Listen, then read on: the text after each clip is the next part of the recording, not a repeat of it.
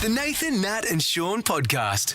Claire, who was on Married at First Sight with Jesse, the long-haired, dirty-haired guy from Perth, their marriage celebrant. Sure. Yep. She was out for dinner in Melbourne and she wanted to have a lovely meal by herself, something that I don't do. No. I don't like going out and what's the eating by reasoning? myself. It's ridiculous. It's my perception of other people's perception of me, where in reality, no one's really looking at you. No one cares. They're having a good time. But I feel like everyone there is talking to each other going, what a loser. I feel the same, Nate. It's not just you. I look at those people and go, oh, that's so sad. But then when you're there doing it yourself now, I know, but when you're doing it yourself, you're like, oh, how good's this? It is. It's awesome. Anyway, sorry, mate. Anyway, she did not have a good experience. Why, Claire. what happened? Well, let's hear from her herself. I have never been more embarrassed in my whole entire life. So I have no drama whatsoever going for dinner by myself. I don't get my balls broken. I ate what I want. I waited in line, mind you, for 25 minutes. I got in, I got my table, I sat down. They're like, oh, how long till your second person comes? I'm like, there's no second person, it's just me. And they're like, oh, no, sorry. Minimum 2 people. Yeah, no, but it's just me. And they're like, no, sorry, miss, you have to go outside.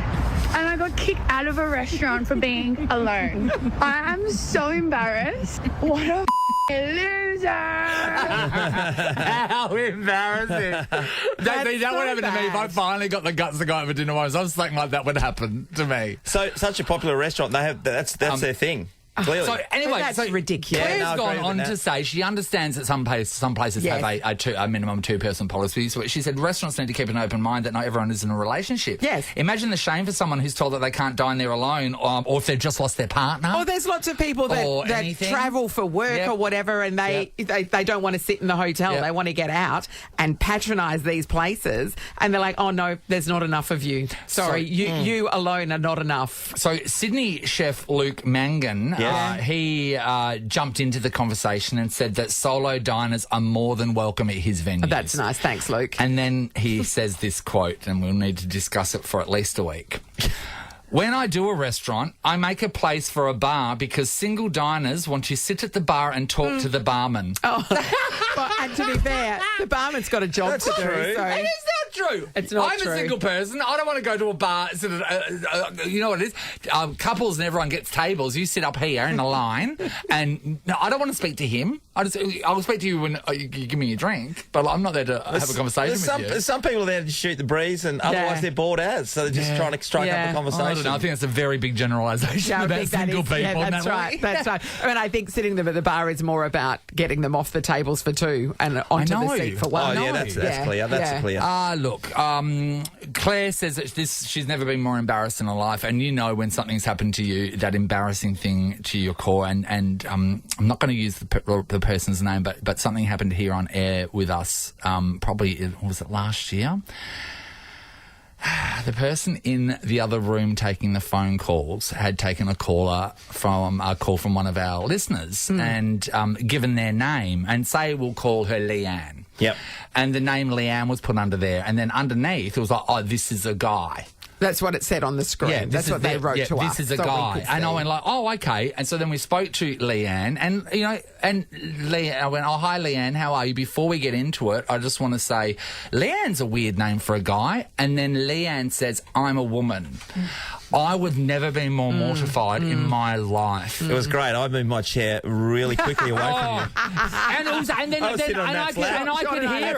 I could hear that Leanne was a woman, but she just had a very low voice, and I can understand how some people could think. But the fact that it was written there, and then it's mortifying. It's that, and when I pulled the hair out of that girl's cheek. Yeah, that was when I thought it was a loose hair on a thing. And then I went, oh, you just got something on your cheek, and then I pulled basically a ponytail off her face. I don't know that you were that embarrassed when that happened, Nathan, because you've dined down on that story for years. No.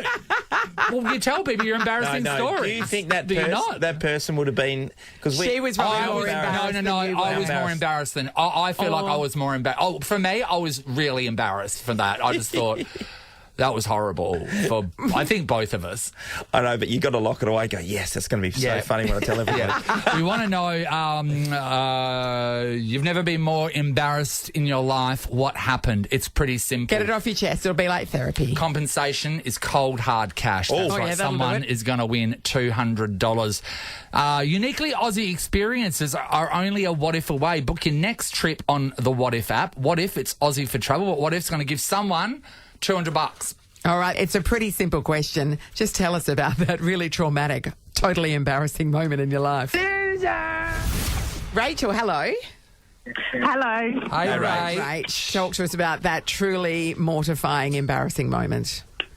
So a few years ago, we'd moved over from England and I had my nan living with us at the time as well. And I got invited to a friend of a friend's house for pre-drinks before we went out. And not been there very long, and this lady walks into the room and she's wearing like a white nightie. And I turn to the guy and I say, "Oh, you've got your nan living with you as well?" Yeah. And he just looked at me mortified and he said, "No, that's my mum." Oh. And it was just, it was so embarrassing, and it was like a really long night. Yeah. This is the thing about long nighties. They really throw you off. They because force you to make assumptions, don't they? Nowadays, white nighties are only used by very elderly people or ghost women. Yes, Victorian ghosts. Victoria goes. You know? So I can see Be where careful. you went wrong. Like, go and invest in some Peter Alexander pajamas Yeah, or good something. call. Yeah. Thanks, Rachel. Emmeline, hello. Hello, how are you? Emmeline. Great. Okay, talk to us about your most mortifying, embarrassing moment.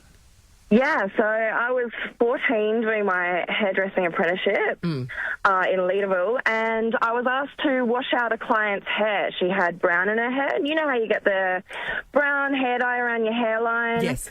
So I was trying to wash that off for about 5 minutes. I got like the wipes that are specially made to wipe that off. Yes.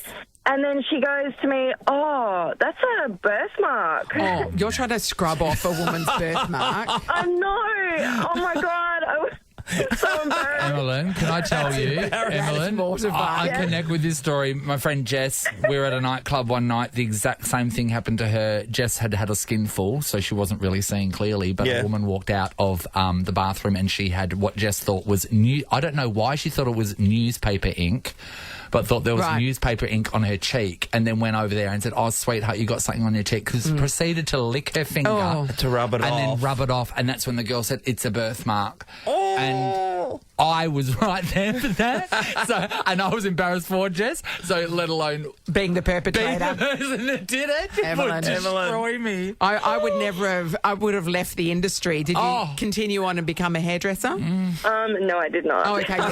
Sweetheart, the hairdressing industry thanks you, and so do the clients. That's too funny.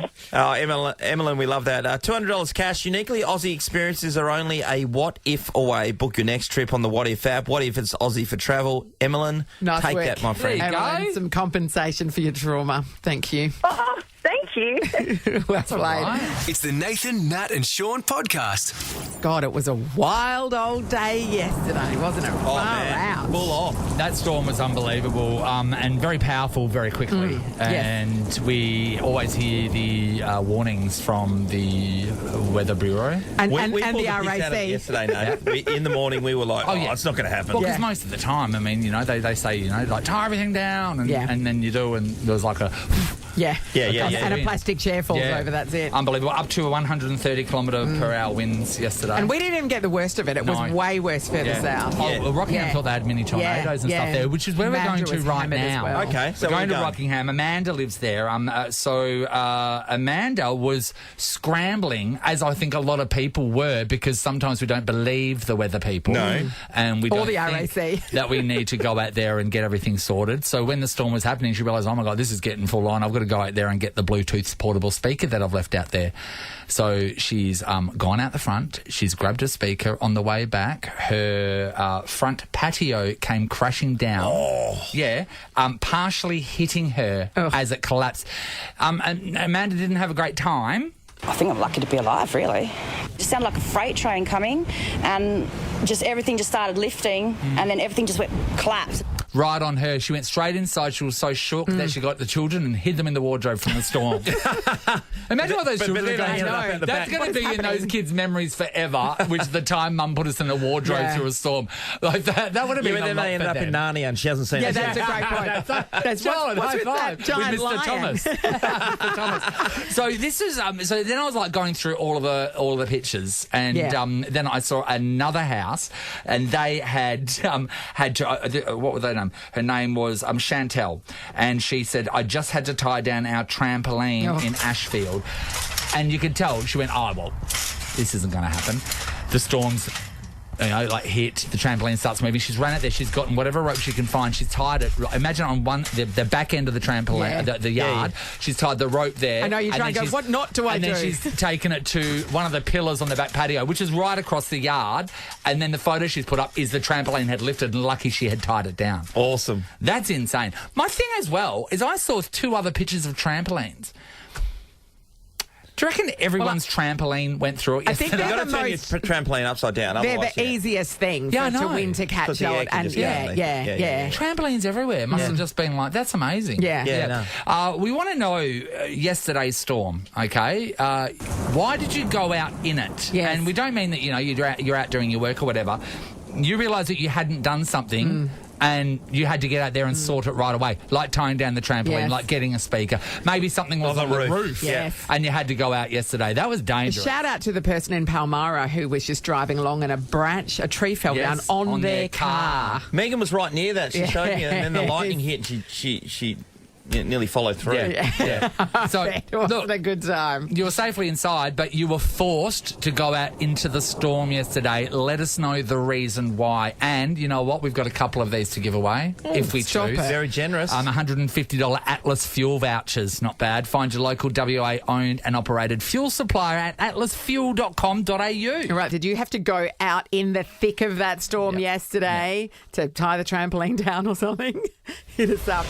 We're talking about trampolines. My mate Popey, who lives in Esperance, where it's windy at the best of times, but it got wild yesterday. He was at home, and then he thought, wait, they heard a big bang outside. And he thought, wait, that was my daughter Asher's just gotten home. So he went out into the garage at the back way, and then he saw that the garage door was still down, and it wasn't Asher. And then he looked in the driveway, and this trampoline had flown from 2 houses away. Whoa! From 2 houses away into his driveway, and then you can't get the cars out. Isn't it amazing? It looks like it's maybe wet. Every bad weather day, you always see the trampolines. Isn't it amazing how many people actually that's have trampolines? the day they choose to take flight. Oh, sorry, you've been the recent person to buy a trampoline. Yeah. Do trampolines not come with ground pegs? No, they don't have pegs because that would be metal legs. That's a good idea. Wouldn't it? Another good idea that you won't follow through in. No. Yep. Sophie's in Yanchep. Hello. Hello, good morning. Hi, Sophie. Did you cop it yesterday, Soph? Yeah, so I was actually sleeping from night shift, dead to the world. Didn't even hear the storm. I just heard my dog howling. She was fine. She was inside, just doesn't like the noise. And I had this thought, I've not put the egg chair on, lying down. Not the egg chair. I don't care about the egg chair. I care about the window that it's next to. And I didn't want it to smash. Yes. So as I'm going outside, I don't even know what time of day it was.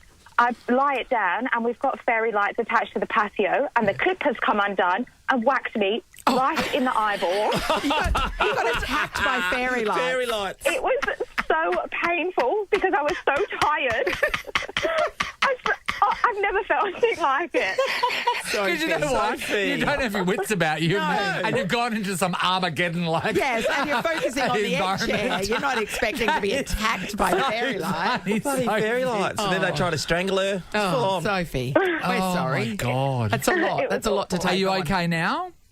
I'm just on my way home from night shift, and I'm going to sleep through today. If the dog howls, I'll just tell it, it's all right, it's all right. Nothing. I'm not going out. Well, the weather's calmed down a lot today. Sophie, you a nurse or something, are you? I am, I'm a nurse. Yeah. Thank you for your doing all the service. hard yards and then got that when you get home. I never put egg chairs into the mix. No, that's right. When they start blowing around. There's so many around. Exactly. Hi, Jessica. Hi, how are you? Jess. Did you have to go out in it yesterday? Yes, I did a very good sister thing, and I went out in the storm to drive my sister up to an appointment pretty far away. Yeah. And when we got there, she couldn't even have it done. So. Why not? What do you mean? Because of the weather? Yeah, no, because she had an operation and the medication she was on meant that couldn't have the other thing done. So you drove all that way in the weather for no reason. With my 3-year-old, I have never driven more like a nana in my life. Yeah. Oh, you got it. I was out in the roads a lot yesterday, and geez, you put some concentration on. It was ridiculous. Yeah, it was when the storm was at its peak at about 10:20. Yeah. Yep.